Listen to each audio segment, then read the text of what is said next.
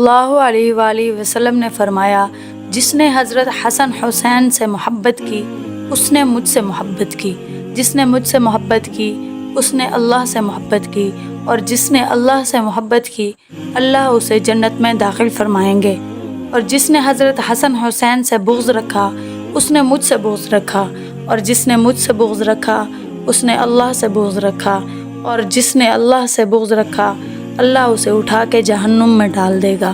حضرت حسن حسین وہ بچے ہیں جن کے کھیل میں بھی حضرت جبرائیل علیہ السلام شامل ہوا کرتے تھے۔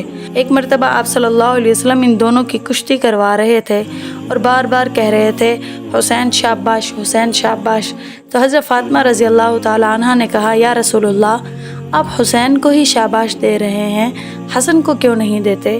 تو آپ صلی اللہ علیہ وسلم نے فرمایا، میرے ساتھ حضرت جبرائیل تشریف فرما ہیں، وہ بھی حسین کو شاباش دے رہے ہیں تو میں بھی حسین کو شاباش دے رہا ہوں۔ اس میں کوئی شک نہیں ہے کہ آپ صلی اللہ علیہ وسلم حضرت حسن سے زیادہ محبت کرتے تھے۔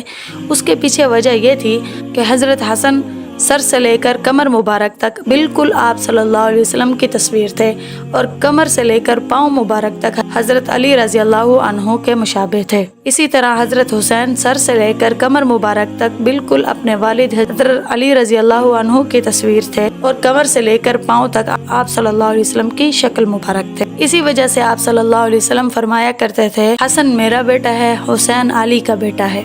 ایک مرتبہ آپ صلی اللہ علیہ وسلم سفر میں جا رہے تھے، آپ کی بیٹی حضرت فاطمہ رضی اللہ تعالی عنہ بھی ساتھ تھیں۔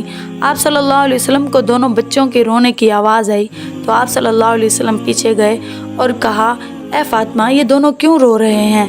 حضرت فاطمہ رضی اللہ عنہ نے جواب دیا، یا رسول اللہ، دونوں کو بھوک لگی ہے، دونوں کو دودھ نہیں ہے، کھانے کو کچھ نہیں ہے، فاقے چل رہے ہیں۔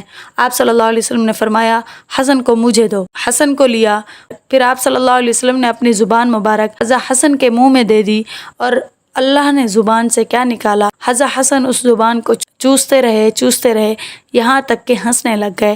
تو آپ صلی اللہ علیہ وسلم نے حضرت حسن کو واپس دے دیا اور حضرت حسین کو لے لیا اور ان کے منہ میں بھی اپنی زبان مبارک ڈال دی، تو حضرت حسین بھی زبان کو چوستے رہے یہاں تک کہ ہنسنے لگ گئے۔ ایک مرتبہ نماز کی حالت میں آپ صلی اللہ علیہ وسلم کی کمر مبارک پر دونوں چڑھ گئے، لوگ ان کو ہٹانے لگے تو آپ صلی اللہ علیہ وسلم نے نماز میں ہی ہاتھ کے اشارے سے روک دیا۔